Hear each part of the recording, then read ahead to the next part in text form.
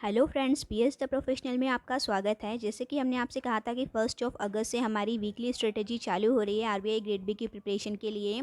तो उसकी सबसे पहली वीकली स्ट्रेटेजी आपको आज मिलने जा रही है। तो ये जो हमारी स्ट्रेटेजी हमें फॉलो करना है वो मंडे से लेके संडे तक की रहेगी। और इस वीक में आपको क्या क्या प्रिपरेशन करनी है, क्या क्या सब्जेक्ट्स हमने कवर किए हैं, वो सारी इस चीज़ें हम इस वीडियो में आपको शेयर करेंगे। तो प्लीज़ वीडियो को एंड तक ज़रूर देखिएगा। ये जो वीकली स्ट्रेटजी हमारी रहेगी वो मंडे से संडे के लिए रहेगी। अब मंडे टू संडे आपको करना है क्या क्या है वो हम आपको बताने जा रहे हैं, तो वीडियो में एंड तक ज़रूर बनी रहेगा। देखिए, हम स्टार्ट करते हैं बिल्कुल मैथ्स के साथ, क्योंकि हमें सारी चीज़ें इसमें कवर करना है। क्यूआरई इंपॉर्टेंट है प्लस अदर चीज़ें इंपॉर्टेंट हैं। लेकिन जैसे कि हमने आपको बताया था कि हमने अपनी प्रिपरेशन को 3 स्लॉट में बांटा है। तो जो पहला स्लॉट है हमारा अगस्त से अक्टूबर तक का, उसमें हमें सबसे पहले क्यूआरई को स्ट्रॉन्ग करना है, स्टैटिक जीके को स्ट्रॉन्ग करना है और मैनेजमेंट को स्ट्रॉन्ग करना है। तो अब इस वीक में आपको क्या करना है, सबसे पहले मैथ्स में आप क्या करिएगा, देखिए शॉर्ट ट्रिक्स को रिवाइज़ करिएगा। हालांकि ये चीज़ हमें बहुत छोटी लगती हैं, कई लोग ऐसे होंगे जो बहुत टाइम से प्रिपरेशन कर रहे होंगे तो उन्हें ये लगता है कि शॉर्ट ट्रिक कुछ बहुत इंपॉर्टेंट नहीं है, आता तो है बट नहीं, एक्चुअली उसकी बार बार प्रैक्टिस बहुत ज़रूरी है। जितनी ज़्यादा प्रैक्टिस आप करेंगे तब जाके आप उसको एक्चुअल यूज़ कर पाएंगे। तो जिनको पहले से आता है अच्छी बात है, तो उन्हें आप अच्छे से रिवाइज़ कर लीजिए, और जिन्हें नहीं आता है उसे हम 1 वीक का टाइम दे रहे हैं कि आप यहाँ पर अपनी जो भी शॉर्ट ट्रिक्स होती हैं उन्हें अच्छे से रिवाइज़ कर लीजिए। ये आपके प्रिपरेशन का बेस है, ठीक है। ये जितना अच्छा होगा आपकी आगे की प्रिपरेशन उतनी अच्छी होगी। तो शॉर्ट ट्रिक्स तो हमें करना ही है। साथ में आप क्या करिए, स्क्वायर आपको करना है। 50 तक के स्क्वायर्स आप बिल्कुल याद कर लीजिए कि इमीडिएट आपके मुँह से निकलना चाहिए। क्यूब में आपको 20 तक के क्यूब कर लेना है, और इसके अलावा टेबल करना है आपको 50 तक के। अब आप कहेंगे 50 तक के टेबल क्या ये पॉसिबल है? तो बिल्कुल है, और किस तरीके से है ये चीज़ मैं आपको बता देती हूँ। 50 तक के पूरे टेबल आपको याद नहीं करना है। एक्चुअली आपको यहाँ पर क्या करना है, टेबल जो कि 50 तक हमें याद करने हैं तो वो पूरे नहीं करने हैं। आप सबसे पहले क्या करिएगा, 20 तक के सारे टेबल्स याद कर लीजिएगा, ठीक है। और 20 के बाद आपको क्या करना है, 20 के बाद आपके जितने भी प्राइम नंबर्स होते हैं आपको उनके टेबल्स याद कर लेना है। क्योंकि फिर क्या होता है, जैसे कि 20 तक के टेबल आपने याद कर लिए तो काफ़ी सारे नंबर तो इससे ही आपके हो जाएंगे। सपोज़ आपको 18 का पहाड़ा आता है, 18 का टेबल आपको आता है, तो 36 का टेबल अगर आपको कहीं यूज़ करना पड़ेगा तो आप इसी के थ्रू उस चीज़ को डिवाइड कर सकते हैं, क्योंकि 18 जो है 36 से डिवाइड होता है, ठीक है। तो इस तरीके से अगर आप 20 तक के टेबल कर लेंगे तो वो बाकी जगह तो आपको काम आ जाएंगे। लेकिन आप इसके ऊपर के जो नंबर्स हैं, ये जो सारे प्राइम नंबर हैं हम आपको बता देते हैं। आपको ये प्राइम नंबर्स के टेबल अच्छे से याद कर लेना है। 23, 29, 31, 37, 39, 41, 43 एंड 47। तो आप देखेंगे यहाँ पे केवल ये 8 नंबर हैं, ठीक है। इन 8 नंबर के आप अलग से टेबल याद कर लीजिए, और बहुत मुश्किल नहीं होंगे अगर आप एक बार थोड़ा अच्छा सा समय दे के याद कर लेंगे। यहाँ पर चीज़ आपके लिए ये फ़ायदेमंद हो जाएगी, यदि कोई ऐसा नंबर आ जाता है जो इनसे डिविजिबल होता है तो उसे डिवाइड करना हमारे लिए बहुत मुश्किल हो जाता है। जबकि इसी के ऊपर जो भी नंबर हैं, क्योंकि हमें इसके अंदर के टेबल आते हैं तो वो इन नंबर से डिवाइड होते ही हैं, तो उनको हम इजीली कर लेते हैं बट इन्हें नहीं कर पाते हैं, ठीक है। तो इनको आपको ज़रूर करना है। एग्जाम्पल के तौर पर मैं आपको बताऊंगी, जैसे यहाँ पर 37 जो है, 37 का टेबल बहुत ही आसान होता है, और ये एक एग्जामिनर का बहुत ही फेवरेट नंबर होता है। इससे रिलेटेड डिजिट एग्जाम में बहुत ज़्यादा दी जाती है बट हम इसे नोटिस नहीं कर पाते। यदि आप इसका टेबल अच्छे से याद कर लेंगे तो आप नोटिस करेंगे कि हाँ, एग्ज़ाम में ऐसे नंबर आते हैं तो आप कितनी जल्दी से डिवाइड कर पाएंगे। एग्जाम्पल के तौर पे आपको बताना चाहूँगी, यहाँ आप देखिए 37 का टेबल कितना आसान है और कितना अच्छा ये टेबल है। अगर हम 37 का टेबल देखें तो सबसे पहले 3 नंबर ऐसे हैं जो आपको आज ही 37 का टेबल बिल्कुल मुँह ज़बानी यहाँ पर याद हो जाएगा। देखिए, सबसे पहले 37 को आप 3 × 3 करेंगे तो 111 आता है, इंटू 6 अगर आप करेंगे तो 222 आता है, और इंटू 9 अगर आप करेंगे तो 333 आता है। ये इतने अच्छे नंबर्स हैं जो एग्जामिनर एग्ज़ाम में बहुत ज़्यादा देता है, बट यहाँ पर एक ऐसा अजीब नंबर लगता है कि हम उसे डिवाइड नहीं कर पाते। जबकि 37 का टेबल आता होगा तो ये बहुत ही ईजिली डिवाइड हो जाएगा, ठीक है। तो ये 4 नंबर्स तो आपको याद ही हो गए कि 37 अपने आप में 37 है, 3 टाइम में 111, 6 टाइम में 222 और 9 टाइम्स में 333। इसके अलावा एक चीज़ आप और देखिएगा, जैसे 37 है, जैसे ही इसके आगे जाता है 2 टाइम्स में, तो ये जो 7 है वो इस साइड आ जाता है और ये +1 हो जाता है, 3 की जगह 4 हो गया। इसीलिए ये 37 से हो गया 74, ठीक है। यहीं अगर आप सेकंड देखेंगे, मान लो यहाँ तक आपको याद हो गया, ठीक है। उसके बाद आपको केवल 4th नंबर पे यहाँ पर याद करना है 148। जैसे ही आप याद कर लेंगे 148, तो आप यहाँ पर देखिएगा कि ये 8 यहाँ पर चला जाएगा और ये 4 + 1 होके यहाँ आ जाएगा। तो ये 148 की जगह फिर हो गया 185। तो ये यहाँ पे केवल आपको इतना याद करना है। उसके बाद अगेन हमने देख लिया कि 222 हमारे लिए आसान है। आप यहाँ पर 259 केवल याद कर लीजिए और यहाँ पर वही ट्रिक लग जाएगी, 9 यहाँ आ जाएगा और ये +1 हो जाएगा और ये तो फिर हमने याद कर ही लिया। तो इस तरीके से आप देखिए कि 37 का टेबल याद करना कितना आसान है और ये एग्जामिनर का एक फेवरेट नंबर है, ठीक है।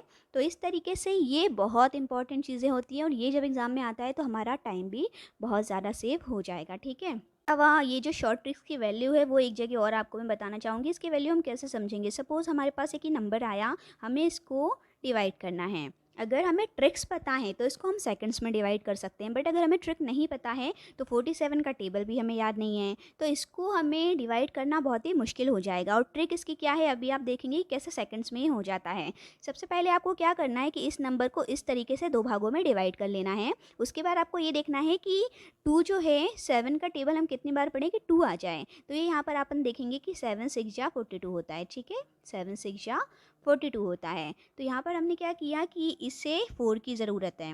अगर ये यहाँ पर 42 हो जाएगा तो ये 7 से जो है इंटू होके 6 टाइम 42 होता है। तो हम क्या करेंगे, ये 8 में से 4 इसको दे देंगे, ठीक है।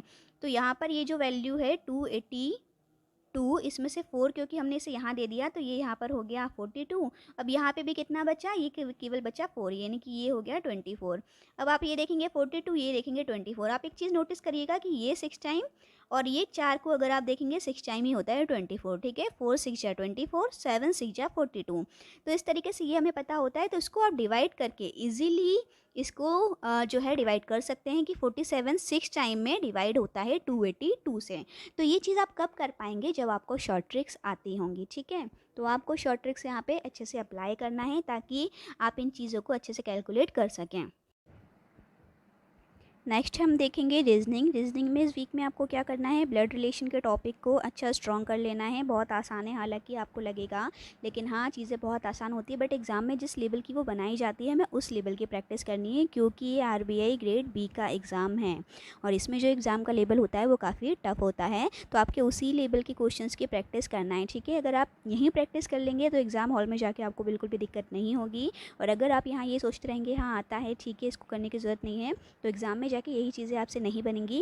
और एक चीज़ और आपको बता दूं कि ब्लड रिलेशन का RBI में काफ़ी वेटेज रहा है। जितने भी सालों में एग्ज़ाम हुए हैं 2 या 3 क्वेश्चन इससे हमेशा ही पूछे गए हैं और अगर 2 से 3 क्वेश्चन भी आप वहाँ सेव कर पा रहे हैं तो ये बहुत ही इंपॉर्टेंट रहेंगे आपके लिए, क्योंकि एक नंबर जुटाना RBI ग्रेड B में बहुत मुश्किल हो जाता है, ठीक है। तो इस टॉपिक पे इस वीक में आपको कमांड बनानी है, ये शुरुआत है क्योंकि हमारी, इसलिए ईजी टॉपिक से हम शुरू कर रहे हैं, ठीक है। नेक्स्ट आपको क्या करना है, डेली 1 से 2 पज़ल बनाते रहना है। 1 से 2 पज़ल बनाते रहेंगे तो ये आपकी प्रैक्टिस में रहेगा। नेक्स्ट आपको क्या करना है कि 15 मिनट का मॉक टेस्ट आप दीजिए। वैसे जितने भी स्टूडेंट्स हैं जो प्रिपरेशन करते हैं सबके पास बैंकर्स अड्डा का ऐप होता ही है, तो उस ऐप में जैसे कि आपको पता है डेली के जो क्विज़ आते हैं वो बहुत अच्छे होते हैं, तो आप उन्हें बना सकते हैं। उससे आपकी रीजनिंग की डेली प्रैक्टिस अच्छी खासी होती रहेगी। या फिर अगर आप कोई और ऐप यूज़ करना चाहें जिसमें आपको लगता है अच्छा है तो आप वहाँ से भी यूज़ कर सकते हैं। ये मेरा ओपिनियन है बैंकर्स अड्डा, ठीक है। अब ये क्या है, जो फुल टाइम स्टडी कर रहे हैं उनके लिए तो सारी चीज़ें कर पाना पॉसिबल होगा। जो वर्किंग एस्पिरेंट्स हैं अगर वो सारी चीज़ें ना भी कर पाएँ तो आप एक तो ब्लड रिलेशन को टारगेट करिए कि इस वीक में आप उसकी प्रैक्टिस कर सकें ताकि सारी चीज़ें रिवाइज़ हो जाएँ। प्लस एक पज़ल तो एटलीस्ट आप बना ही लें ताकि पज़ल प्रैक्टिस में बनी रहे, ये आप कर लीजिएगा। और जो फुल टाइम है उन्हें सारी चीज़ें करना ही है, प्लस इससे एडिशनल भी जो कर सकें वो आपको करना पड़ेगा, ठीक है। ये बात हुई हमारी रीजनिंग की। इसके बाद हम बात करते हैं इंग्लिश की। इंग्लिश में इस वीक में आप उठाइए topic subject verb and agreement, और इस टॉपिक के जितने भी रूल्स होते हैं उन रूल्स को आप अच्छे से रिवाइज़ कर लीजिए और उससे रिलेटेड प्रैक्टिस क्वेश्चन थोड़े से करने की कोशिश कीजिए ताकि ये टॉपिक आपका अच्छे से कवर हो जाए, ठीक है। इस टॉपिक को आपको बिल्कुल फाइनल कमांड बनानी है ताकि उसके बाद सिर्फ मॉक ही लगाने, दोबारा से रूल्स सीखने की ज़रूरत ना पड़े। ऐसा टॉपिक को आप प्रिपेयर कर लीजिएगा। डेली आप थोड़ी बहुत रीडिंग कर सकें, ऐसे प्रैक्टिस को जो है चालू कीजिए। रीडिंग आपकी अच्छी होती रहेगी तो एग्ज़ाम में आपको काम आएगी RC सॉल्व करने में, ठीक है। प्लस अगर जो फुल टाइम एस्पिरेंट्स है जिनके पास एक्स्ट्रा टाइम है वो बैंकर्स अड्डा में से एक मॉक टेस्ट अपना अलग से ज़रूर लगाइए। हो सकता है आपसे ना बने स्टार्टिंग में या नंबर्स भी ना आए, बट फिर भी आप लगाइए। उससे क्या होगा कि डिफरेंट टाइप के क्वेश्चन कैसे एग्जाम में आते हैं वो उसके लिए आप हैबिचुअल हो जाएंगे, तो एग्ज़ाम में जाके आपको बहुत ज़्यादा दिक्कत फिर नहीं होगी, ठीक है। उनके भी मॉक टेस्ट बहुत अच्छे होते हैं। प्लस आपको क्या करना है कि वोकैब यहाँ पर करना है, ठीक है। 5 वोकैब कोई भी कीजिए। द हिंदू एडिटोरियल की वोकैब अगर आप करेंगे तो वो ज़्यादा अच्छी रहेगी क्योंकि वही वोकैब एक्चुअली एग्ज़ाम में भी पूछी जाती है। कोई भी एग्ज़ाम्स होते हैं तो वो द हिंदू एडिटोरियल के ही जो है आरसी उठाते हैं या फिर वोकैब उठाते हैं। तो इसका अगर आप करेंगे तो ज़्यादा अच्छा रहेगा। अगर आप अलग से ना कर सके तो हम शॉर्ट वीडियो में वोकैब डालने की डेली कोशिश करेंगे, तो आप एटलीस्ट उनको देख लीजिएगा। देखिए चलते फिरते 1 मिनट के 30 सेकंड्स के वीडियो में आपका बहुत ज़्यादा टाइम नहीं जाएगा, लेकिन अगर 1-2 नए वर्ड भी आप सीखेंगे तो वो बहुत इंपॉर्टेंट रहेंगे आपके लिए, ठीक है। तो ये चीज़ों को आप इंग्लिश में करना है आपको इस वीक में। इसके बाद हमारी बारी आती है करंट अफेयर की। करंट अफेयर में हम क्या करेंगे, देखिए हमने स्टार्टिंग में क्या कहा था कि फर्स्ट स्लॉट जो हमारा है 3 महीने का, उसमें हम स्टैटिक जीके करेंगे। तो स्टैटिक जीके में सबसे पहले आपको करना है इंटरनेशनल ऑर्गेनाइजेशन। जो भी हमारे इंटरनेशनल ऑर्गेनाइजेशंस हैं उनके हेड क्वार्टर, उनका हेड कौन है और उनकी स्टैब्लिशमेंट डेट, वो कब इस्टेब्लिश हुआ था। ये इतनी इंपॉर्टेंट चीज़ें हैं, इनको आप अच्छे से बिल्कुल मेमोराइज़ कर लीजिए, क्योंकि ये ऐसे टॉपिक्स हैं, इनमें से 1 से 2 क्वेश्चन आपको स्टैटिक में एग्ज़ाम में ज़रूर देखने को मिलेगा, आरबीआई ग्रेड बी में भी, प्लस अगर आप कोई अदर एग्ज़ाम दे रहे हैं उसमें भी, ठीक है। ये बहुत इंपॉर्टेंट है, इसलिए इससे हम शुरुआत कर रहे हैं। प्लस आपको पीआईबी समरी आपको याद रहे या ना रहे, लेकिन स्टार्ट कर दीजिए पढ़ना। क्या है कि आपको समझने में टाइम लग जाएगा। जो स्पेशली पहली बार देखेंगे या जिन्हें ज़्यादा नहीं पता, अभी जिन्हें पहले से पता है उन्हें इसकी इंपॉर्टेंस मालूम ही है, तो वो भी, उनसे भी मैं कहूँगी कि इसे रीड करते रहिए ताकि आपकी प्रैक्टिस में बने रहे, ठीक है, कि एक्चुअली में क्या होता है, कैसे आपको जल्दी समझ में आने लगेगा। तो पीआईबी की समरी या तो आप उसकी वेबसाइट पर एक्चुअल में जाके देखिए, या इससे रिलेटेड आपको कोई और वीडियो पसंद हो जो डेली बेसिस पे डालता हो, उनके वीडियोस देखिए, या फिर पीआईबी समरी हम भी आपको शॉर्ट वीडियो के थ्रू देते रहेंगे ताकि आपका बहुत ज़्यादा टाइम भी ख़राब ना हो, लेकिन पीआईबी आपके प्रैक्टिस में आना शुरू हो जाए। तो अगर आप वो चाहें तो हमारे वो शॉर्ट वीडियो भी देख सकते हैं, ठीक है। बट पीआईबी पढ़ना आप चालू अभी से कर दीजिए, ठीक है। तो करंट अफेयर में हमें इतना कर लेना है। इसके बाद बारी आती है हमारी मैनेजमेंट की। तो मैनेजमेंट में जैसे कि हमने कहा है 3 महीने में हमें इसे कवर करना है। तो सबसे पहला जो हमारा टॉपिक है, इसके बाद हमारी बारी है मैनेजमेंट की। तो मैनेजमेंट जैसे कि हमने कहा था कि हम फर्स्ट स्लॉट में मैनेजमेंट को पूरा ख़त्म कर लेंगे। तो इस हफ्ते में आपको क्या करना है कि मैनेजमेंट के ये पर्टिकुलर टॉपिक मैं आपको बता रही हूँ, इससे अच्छे से इस वीक में आप कंप्लीट कर लीजिएगा, और इसको इस तरीके से नोट्स बनाइएगा कि आपको फिर से दोबारा डीपली चीज़ें ना पढ़ना पड़े। जो आपके नोट्स हैं केवल उसे ही आप बार बार रिवाइज़ कर सकें, ठीक है। तो इसके लिए आपको क्या करना है, टॉपिक में बता देती हूँ, प्लस इसके मेरे पास भी बहुत अच्छे नोट्स हैं, मैं कोशिश करूँगी वो नोट्स भी आपको मैं प्रोवाइड कर दूँ। तो आप चाहें तो मेरे नोट्स का भी यूज़ कर सकते हैं, जो कि बहुत ही शॉर्ट और सिंपल रहेंगे। प्लस आप भी अपनी तरफ से जो नोट्स बनाना चाहें आप वो भी बना लीजिएगा। अब ये टॉपिक क्या है, फंडामेंटल ऑफ मैनेजमेंट, ठीक है, एंड ऑर्गेनाइजेशन बिहेवियर। तो ये सिंपल यही टॉपिक है, उसी के अंदर के सब टॉपिक है वो मैं आपको बता देती हूँ। पहला है इंट्रोडक्शन ऑफ मैनेजमेंट। तो देखिए सिंपल रहेगा, सिर्फ इंट्रोडक्शन देखना है।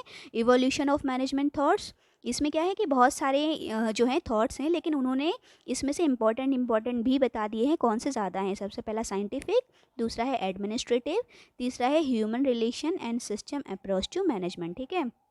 ये ज़्यादा इंपॉर्टेंट है, ये इसी के सब टॉपिक हैं थॉट्स के, ठीक है। इसलिए ये मत सोचिएगा अरे कि मैनेजमेंट में इतना सारा, इतना बड़ा टॉपिक बता दिया कैसे करेंगे, इतना बड़ा नहीं, ये बहुत सिंपल है। सिर्फ इंट्रोडक्शन देखना है, इवोल्यूशन देखना है, इवोल्यूशन के अंदर ही ये ज़्यादा इंपॉर्टेंट है। तो इन्हें सिलेबस ने हाईलाइट किया, ये पूरा एज इट इज़ मैंने सिलेबस से उठाया है, एक भी वर्ड यहाँ से वहाँ नहीं है, पूरा का पूरा सिलेबस में है अगर आप देखेंगे तो, ठीक है।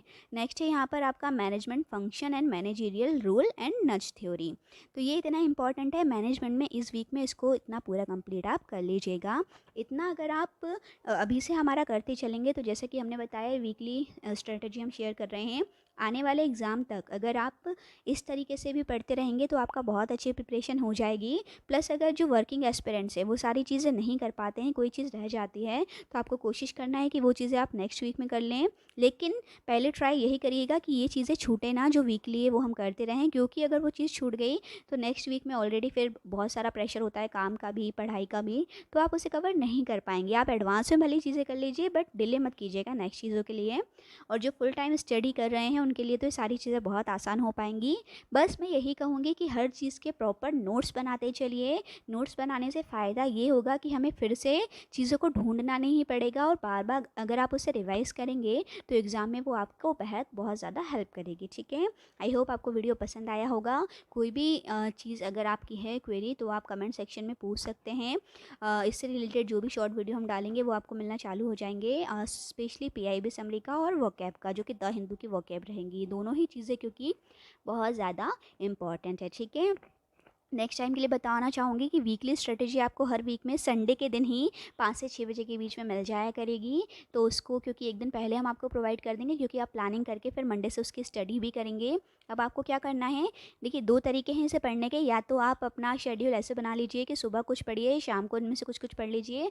या फिर आप ऐसे भी कर सकते हैं कि आप एक एक चीज़ मंडे को पढ़ लें, एक चीज़ ट्यूसडे को पढ़ लें। ये 5 चीज़ें हैं हमारी। एक तो क्यूआरई है, करंट अफेयर है, उसके बाद है आपका यहाँ पर मैनेजमेंट। तो ये 5 जो चीज़ें हैं आप एक-एक दिन करके इन्हें बाँट सकते हैं। मैनेजमेंट को आप 2 दिन दे सकते हैं। तो इस तरीके से 6 दिन आपके पूरे हो जाएँगे और संडे के दिन इन्हीं चीज़ों को आपको अच्छे से रिवाइज़ कर लेना है, ठीक है? तो इस तरीके से आपका संडे कंप्लीट हो जाएगा। फिर मंडे से जो अगेन स्ट्रेटजी हम शेयर कर देंगे, उसके बेस पे आप मंडे से फिर से चालू हो जाएगा, ठीक है? तो जो भी हमारी वीडियो है वीकली स्ट्रेटजी की, वो आपको हर संडे को 5 से 6 बजे के बीच में मिल जाया करेगी। आई होप आपको वीडियो पसंद आया होगा। वीडियो पसंद आया हो तो वीडियो को लाइक, चैनल को सब्सक्राइब ज़रूर कीजिएगा। Thank you for watching my video.